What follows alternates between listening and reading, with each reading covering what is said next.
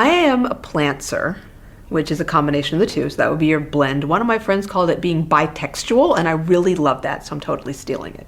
But I plot about 3 chapters at a time, and then I write those 3 chapters, and then I plot the next 3, and I write the next 3. So for me, it's definitely a blend. I cannot plot the entire thing. I did it once, and I found that by the time I'd finished the plotting of it, I was so bored with the storyline that it just didn't feel like the emotions and the feelings were coming through on the page. When I tried to actually write it, I'm like, well, I already know how this goes. I already know how this ends. I already know what all the different events are. There were no surprises for me as a writer, and I had a really, really difficult time with it. Now, my other half, my spouse, is an extensive plotter, and he plots everything. He's got computer programs that keep track of all the characters and descriptions and the scenes and scene by scene by scene by scene. He knows exactly every detail, snippets of dialogue, the whole thing. And it doesn't bother him. It doesn't faze him at all. And he writes beautifully, but I can't do it. And he calls me the woo-woo writer. We are completely different because I go to bed at night and I have dreams that are entire plots from beginning to end, including character names, bits of dialogue. They talk to each other. I wake up, I know whole thing, and I'll go to him and I'll say, well, I have a story, I have a novel idea, and I'll tell it to him pretty much beginning to end, and he hates me because he has to really, really work at story ideas and generation, and it takes him weeks and weeks and weeks of plotting before he will write a novel or sit down to write one. And I don't know where it comes from. I'm glad it does, but that's how I work. And if I plan too much, I get very bored and I abandon ideas. So I've learned over time that the most that I can plot is about 3 chapters.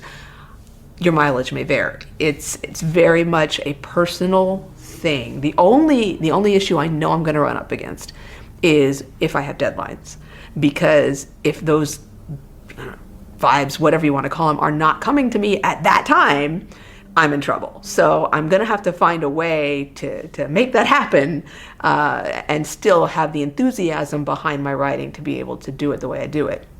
Whereas with him, if he has a deadline, he can just set his plotting to those deadlines. So that's one reason why a writer might want to choose one over the other.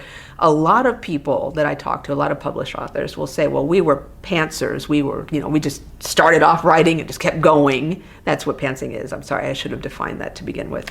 And we just, we've got this character idea. Let's see what happens, and it just takes off, and they don't mind if they write themselves into a corner and they have to scrap 3 chapters because there's no deadline, there's no time limit.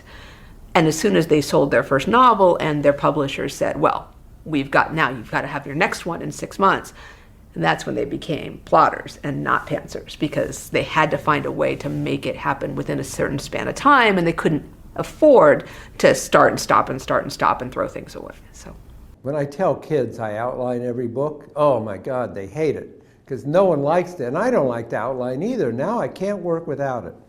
That's how I think that's one reason I'm so prolific, is that I take a week, I plan the book, I plan everything that's going to happen. I know my ending, I have all my characters and what they're like. I start chapter 1, this is what happens, this is how the chapter ends. Chapter 2, this is the hard part. I have to do all the thinking, and I outline the story. When I sit down to write, I've done the hard part. I know everything that's going to, I can enjoy the writing. I can relax and just have fun writing it. So these days I can't work without an outline. I have to have it. Back in the 90s, I wrote Fear Street and Goosebumps at the same time. And I'd have to go back and forth between, the kid series and the teen series, and they were very different. And so that was harder to keep track of, and I really had to do very careful outlines, and I do a cheat sheet of all the characters, and it has their personalities and what they look like, and I had to do very good personality charts and character charts to keep everything straight. And I have to say, there was one book where halfway through the book, Chuck became Chris. That was sad. Unfortunately.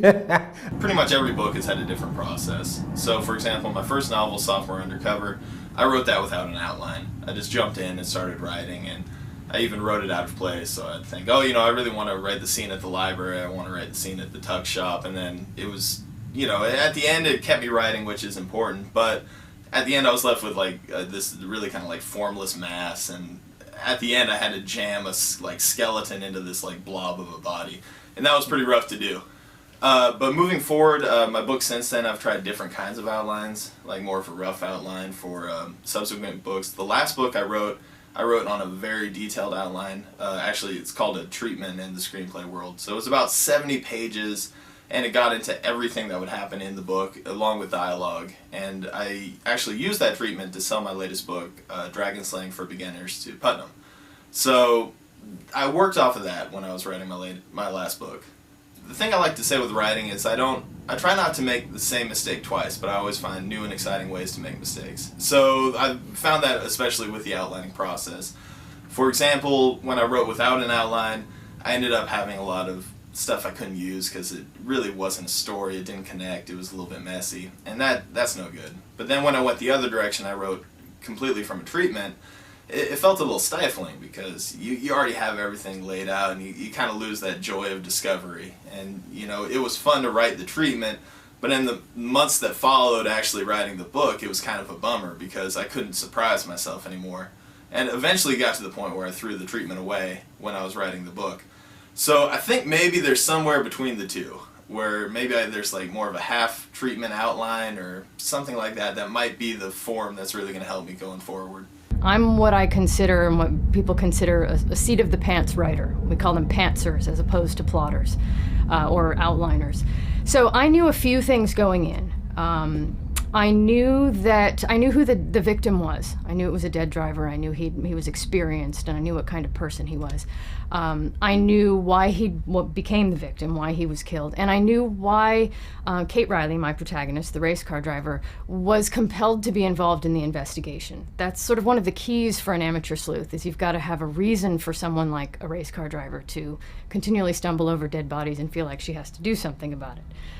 So I knew a bit about the victim and my protagonist.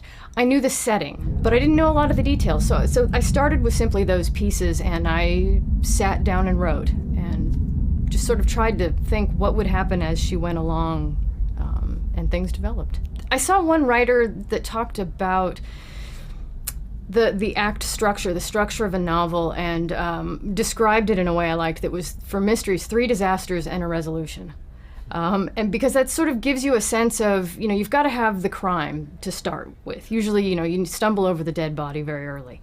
But you need to have sort of escalating crises and dramas that build to the peak, and then you can resolve it and, then have the explanation at the end. Once you have internalized this enough, once your brain understands that structure enough, it's going to come out whether you plan it or not. And honestly, that's about the only explanation I can give, is I have spent a lifetime reading fiction, and particularly mysteries. And I sat down to write this book and did some version of that sort of without really intending to. I've likened it to sort of filling up my creative well enough that what came out was the kind of rhythm a book like that needs to be. Now, I will say that I went back, I had drafted the novel, and then I went back and worked with an editor who said, well, you need this and the other thing. And so then I did a detailed outline. Once I had a full draft, I did a detailed outline chapter by chapter and decided, okay, I'm going to add another subplot, and here's where exactly I'm going to weave it in. I'm going to add a couple more clues, and here's where I'm going to put them. So there was some outlining and structure and plotting, but only after I'd really sort of allowed myself, my subconscious, to go and be creative and explore ideas. Story mapping, you're either a plotter or a pantser. I am not a pantser, I am a plotter. So I typically write out, like I said, the first version of True Light, I wrote a 30-page work. That was essentially too much of a synopsis. Now my agent, he doesn't want 2 pages, he wants 6 for anything I give him. But I have to plan ahead of time. It's that old, if you don't know where you're going to end up somewhere else. And some people like to say, well, I like to see where my characters would go. Well, that's fine. I'll like to see where my characters would go too, but only within the confines of what I've created for them, because of the ultimate goal of where the series is going. I've got 3 novels that are the center of my light rare universe. Then the next 3 novels after that are going to go back how the Light Riders get started. And then the last 3 will come back into the future. Where do the Light Riders go to? So that I have that all mapped out, if you will.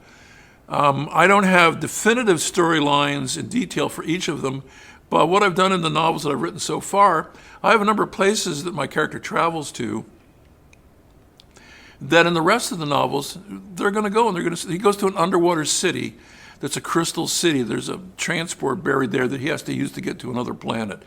Well, that's going to be a part of one of the next novels, one of the earlier novels. But I've set it up because people are going to ask, well, what's the backstory to this? Well, I didn't want to put it in that book because it was going to be too long. So I set it up in a manner in which I have a reason to go and treat it separately, and that'll add to the whole universe of the Light Riders, if you will. I'm not able to outline a whole novel. The Prancer, Plotter, whatever it is, I can typically outline the first 3 or 4 chapters, and then I know where I'm going to end up, and that's either the last scene or the last 3 scenes or the last chapter. But when I do outline, and I get to the point where I'm starting to put the pieces together, I do it by location. And this comes from the point that I will admit that years ago I played all the role-playing games and ran the games, Dungeon Master and all that. So I learned at that time that the world operated from location to location to location, as in the gaming term, it's a dungeon crawl. You go from room to hall, from room to hall, from room to hall. And even in the first-person shooter video games, they move from this concealment and cover to this concealment and cover. So everything is at a location. And so when you are learning to write and put a story together, you don't have to follow anybody else's rules. But I do think that the one thing I can suggest is that if you know where you're going to enter the story, as soon as you can, try to define where you're going to come out of the story. Know who's going to live, who's going to die, if anyone does those things, what happens to the technology or the magic or the fantasy or the ghost or the thriller, whatever happens, know what the theoretical resolution is. And then you're not going to theorize that you're writing a 75,000 word novel and all of a sudden it's 200,000 words. You have a stopping point. And other than that, read everything you can, look at the videos, do online education, but when it comes down to the point we're all creative in our own way, do whatever works for you. And I guarantee you that as you do your first novel, it's not how you're going to do your 5th or your 10th novel.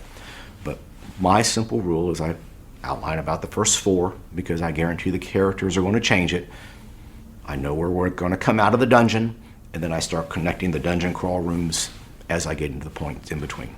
And that's really it. And I have no idea what the characters are going to do 4 chapters in the future, but if I get a hint, I'll open up a page for that chapter and I'll make 1 or 2 sentences, write it down, I'll close it up, and I'll go back to where I am. And sometimes I have to move those things around, and sometimes the stories change. But don't let anyone ever tell you how to plot a book, because they're not doing it right as far as you're concerned. And I've had a lot of people say, well, you have to do this. I don't understand it. So I'm a dungeon crawl.